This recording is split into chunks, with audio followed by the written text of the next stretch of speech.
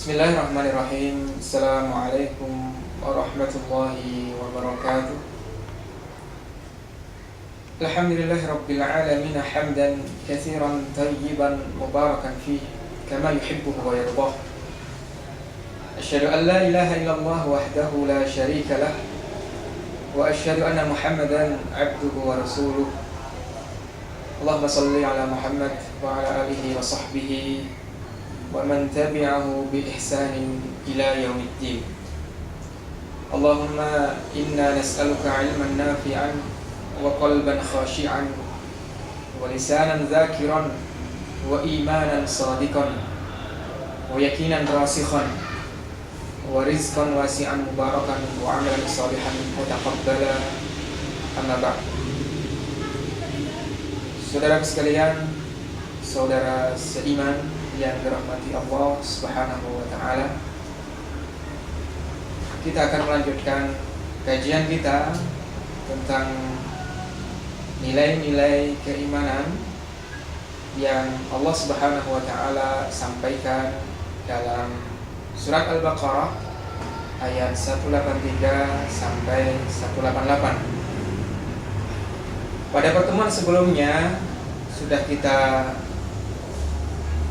renungi bagaimana kemudian panggilan yang sangat istimewa itu dengan redaksi yang juga tidak sederhana, menggunakan kalimat-kalimat pilihan yang kemudian saat ini kita akan membuat sebuah pertanyaan tentang bagaimana kemudian kita bisa istisy'ar hadan nida. Kita bisa menghadirkan rasa kita itu dipanggil oleh Allah Subhanahu wa taala ketika kita mendengar ataupun membaca firman Allah Subhanahu wa taala dalam Al-Qur'an Karim. Satu pertanyaan yang sangat menarik dan perlu kita temukan jawaban. Bagaimana kemudian ketika kita membaca Al-Quran, kita merasakan ada dialog di sana, dialog interaktif antara kita dengan Allah Subhanahu wa taala. Allah menyampaikan ya ayyuhalladzina amanu, kita merasa terpanggil. Kemudian kita perhatikan, kita renungi apa yang sebenarnya ingin Allah sampaikan setelah ya ayyuhalladzina amanu. Pertanyaan yang harus kita temukan jawabannya agar ke depan ketika membaca Al-Quran ada rasa yang hadir, rasa kita ini sedang dipanggil oleh Allah Subhanahu wa taala. Saudara sekalian yang dirahmati Allah Subhanahu wa taala, ada dua hal yang setidaknya perlu kita perhatikan untuk menghadirkan rasa ini. Rasa bahwasanya kita dipanggil oleh Allah Subhanahu wa taala. Yang pertama adalah perlu kita pahami dengan benar dan perlu kita tanamkan dalam diri kita satu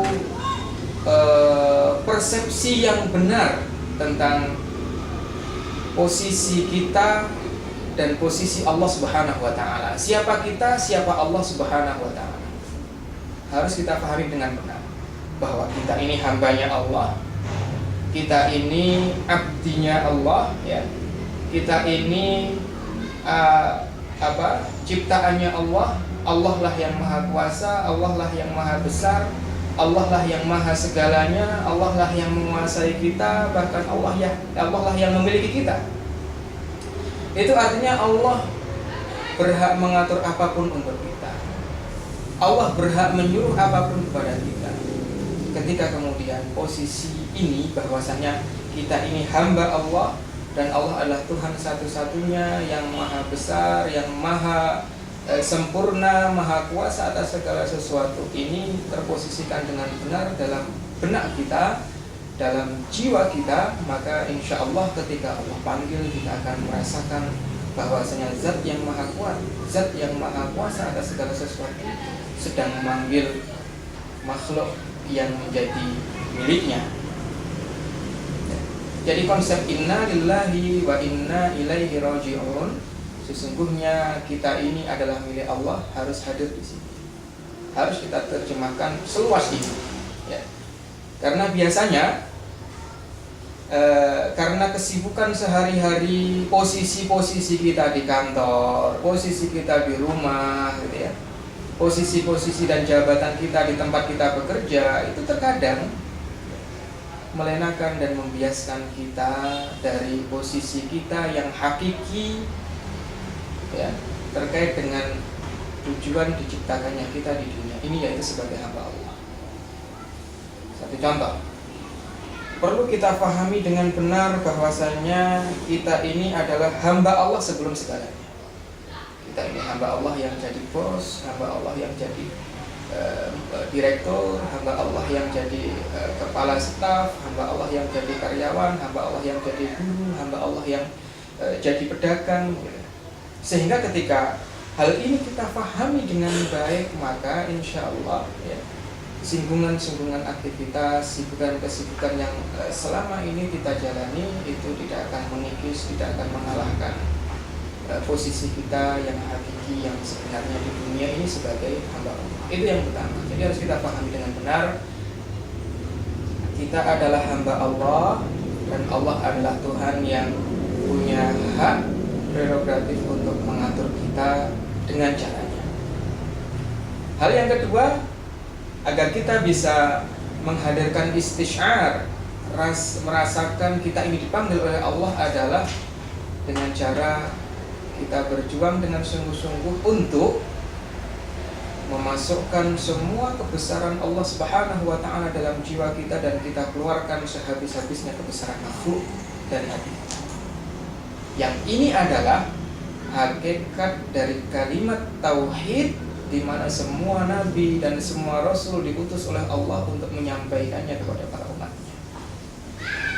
Harus ada kebesaran Allah dalam diri kita, ya.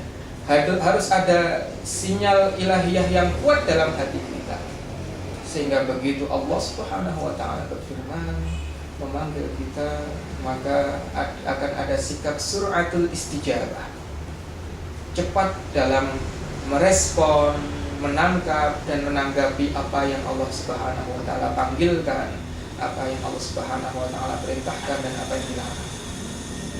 Saudara sekalian yang dirahmati Allah Subhanahu wa ta'ala, dua hal yang perlu kita pahami dengan benar, perlu kita ulang bahkan dalam kehidupan sehari-hari kita, agar kemudian meresap kuat dalam jiwa kita. Dua persepsi tentang keyakinan tentang akidah, bahwa kita ini adalah hamba Allah dan Allah adalah Tuhan kita, posisi yang benar. Dan yang kedua adalah tentang perjuangan kita dalam memasukkan kebesaran Allah dalam hati kita, untuk mengusir kebesaran-kebesaran makhluk. Sehingga apa? Sehingga begitu Allah, zat yang maha besar, memanggil kita, maka tidak ada lagi kebesaran makhluk yang menghalangi, yang membuat berat hati kita untuk memenuhi panggilan Allah Subhanahu wa ta'ala. Saudara yang dirahmati Allah, mungkin hanya ini, ya, renungan kita untuk kesempatan kali ini. Mudah-mudahan bermanfaat. Mudah-mudahan kita termasuk seorang muslim yang memiliki sikap suratul istijabah, cepat dalam merespon panggilan Allah Subhanahu wa ta'ala. Hadanallahu wa iyyakum ajma'in. Assalamualaikum warahmatullahi wabarakatuh.